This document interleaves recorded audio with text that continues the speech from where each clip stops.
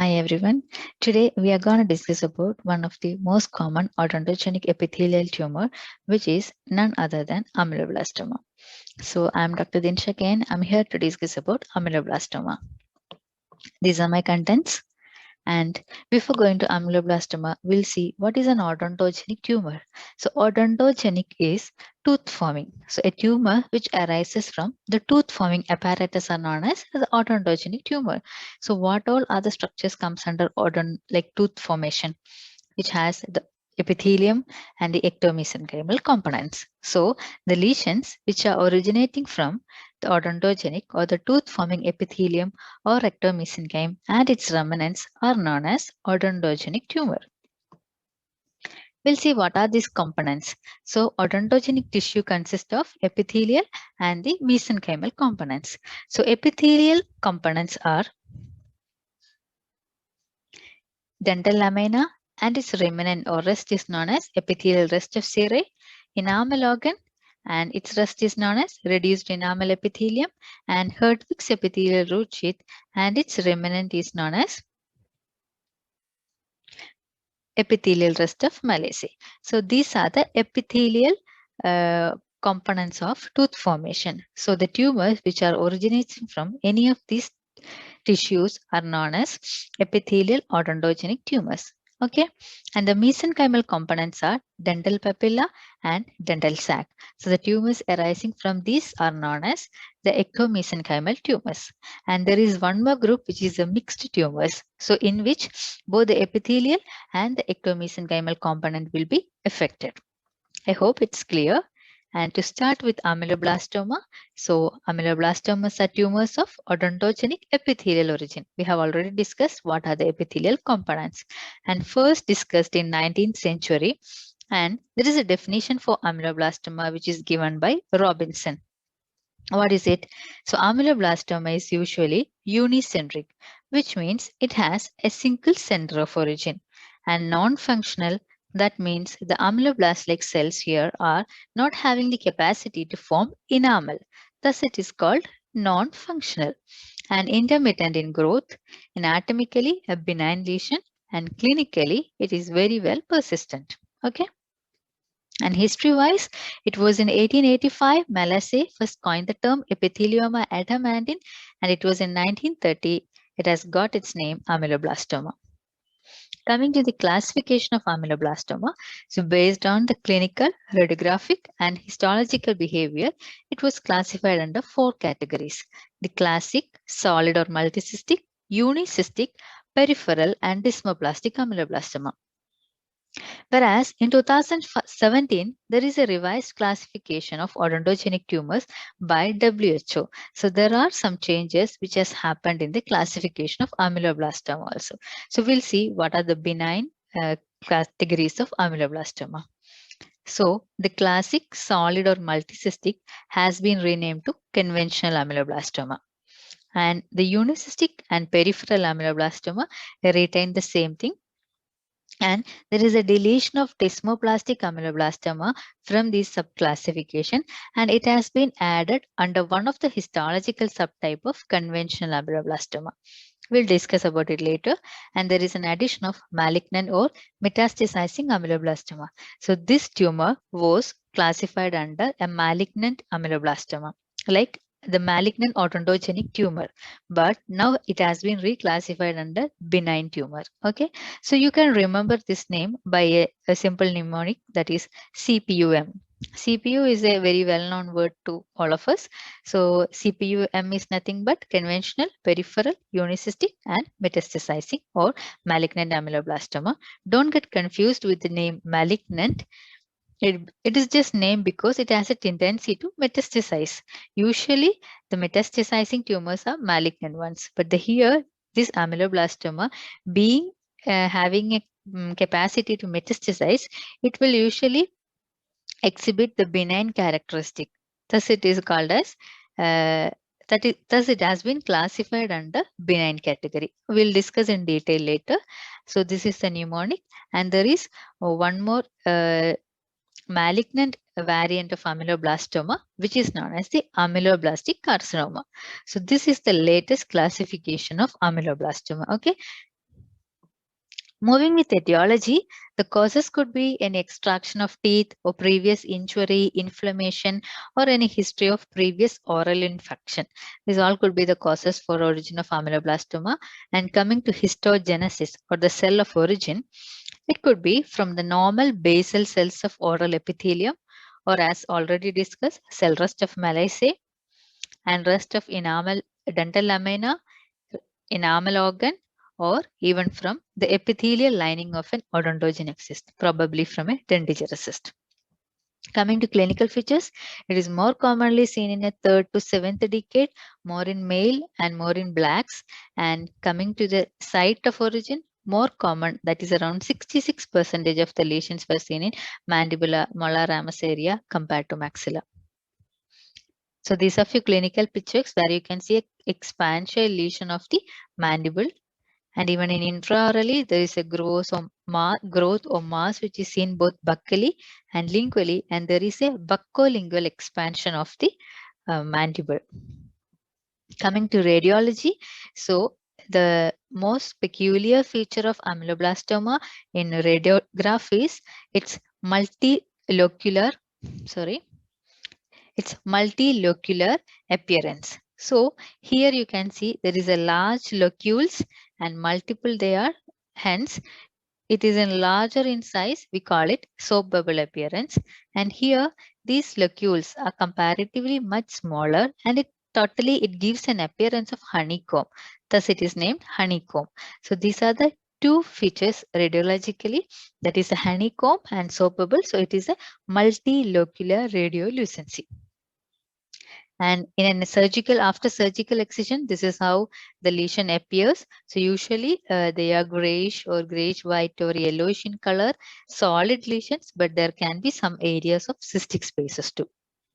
And before going to histology, to confirm the diagnosis of ameloblastoma, it should fulfill a criteria of Vickers and Gorlin's criteria. So we'll see what is this Vickers and Gorlin's criteria to give a diagnosis of ameloblastoma. First one, these odontogenic epithelial islands are tall columnar cuboidal cells. So this is how our tall columnar cell appears. And second feature is nuclear palisading with reverse polarity. So palisading is nothing but the arrangement of this nuclei.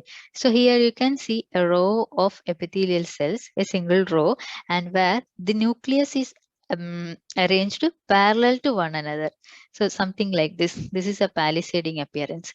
So here nucleus is arranged parallel to each other in a particular way, which is known as the palisading. And what is reverse polarity? Usually in a cell, the nucleus will be arranged or placed next to the basement membrane. So here, this is the position of a normal nuclei, whereas in this case, you can see the nucleus is little away from this basement membrane. That is known as the reverse polarity, or nucleus is away from this basement membrane. Nuclear hyperchromatism. Nuclear hyperchromatism is nothing but a higher intensity, that is a high basophilic nuclei. You can see very darkly stained nuclei here. That is nothing but the hyperchromatism. Subnuclear vacuolization. So as a result of the reverse polarity, that is nucleus being away from basement membrane, you can see a space which is created below the nuclei, which is known as subnuclear, below the nuclei. Subnuclear vacuolization. And there is cytoplasmic vacuolization with intercellular spacing. So when you see all these features together, you can give a diagnosis of ameloblastoma. Coming to the microscopic features, the first, that is our conventional ameloblastoma, the histological subtype of conventional ameloblastoma, one is, the most common is the follicular ameloblastoma. So follicular ameloblastoma is nothing but a follicles or islands of ameloblastoma can be seen. So this is one island, another island. So there is a group of tumor islands. And as already discussed here, the odontogenic epithelial islands will be tall columnar cells which comprises the criteria of Vickers and Gorlins. And within the cytoplasm, you have the loosely arranged stellate reticulum-like cells and some cystic spaces. So this is the follicular pattern. And the second pattern is the plexiform. Plexiform pattern is nothing but long cords or anastomosing cords or interconnecting cords of odontogenic epithelial island. So here you cannot see groups, a long anastomosing cords of epithelial islands will be present. And the third category is acanthomatous.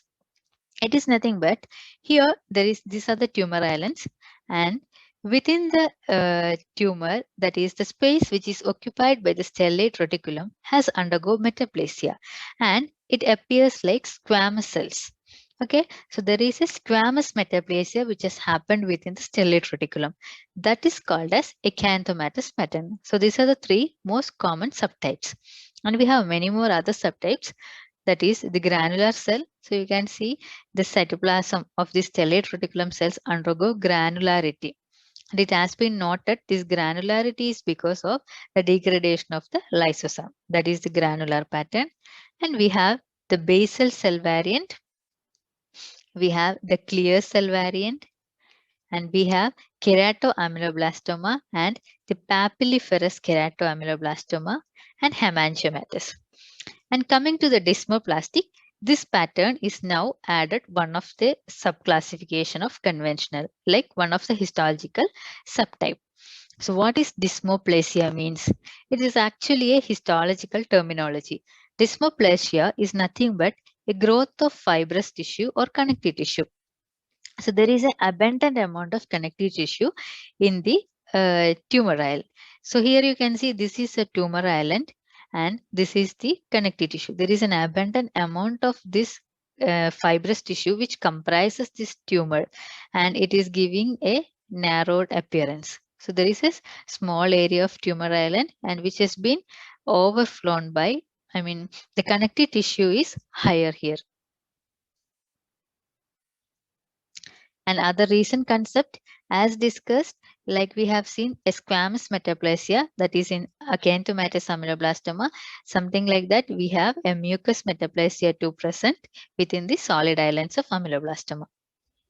Coming to the second group, that is the unicystic ameloblastoma. So as the term implies, we have here macro or microscopic cystic spaces are present.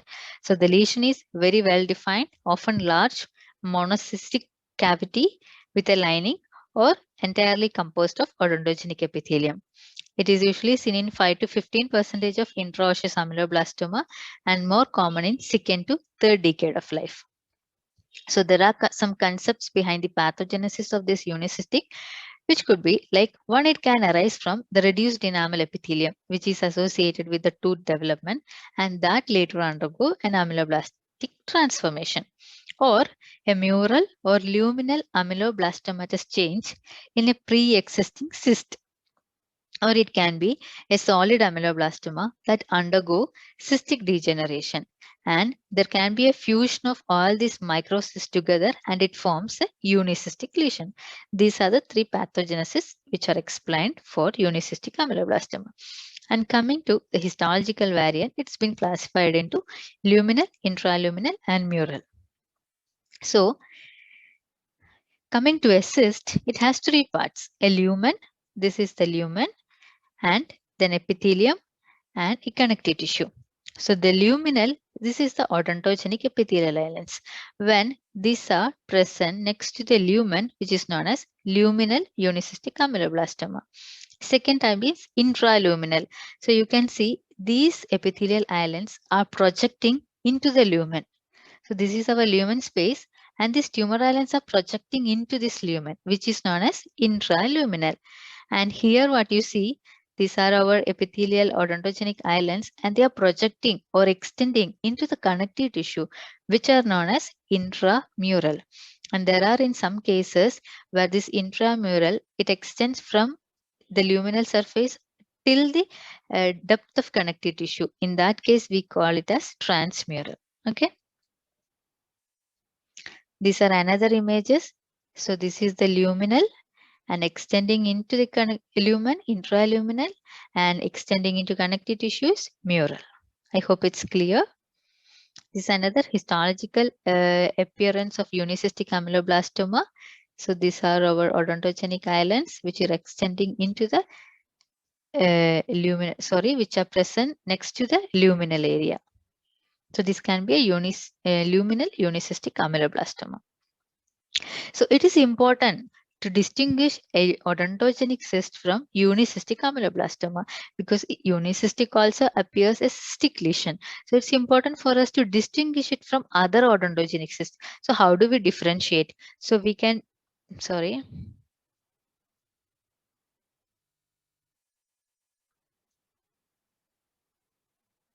Sorry. So we can distinguish it with the help of certain marker, that is immunohistochemical markers. So the markers such as UEA and BSA, these are positive in cyst, but in unicystic ameloblastoma, it will show negative. Whereas the tumor proliferating marker such as PCNA, calretenin, this will be more positive in tumor. This ameloblastoma being a tumor, it show positivity there. Whereas in cyst, usually show negative. So this is how you can differentiate it from other odontogenic cyst.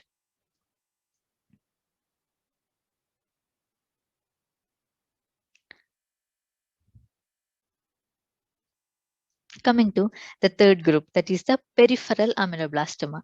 Peripheral is nothing but an extra osseous which is usually present over the gingiva. So to date, a fundamental problem as to whether peripheral ameloblastoma is a true neoplastic counterpart of intraosseous ameloblastoma or whether it is a hamartoma. And there is no morphological difference in the tumor cells, and this peripheral ameloblastoma does not possess the inherent potential to infiltrate into the inner structures. So in histologically, usually it forms or it takes a plexiform or an acanthomatous.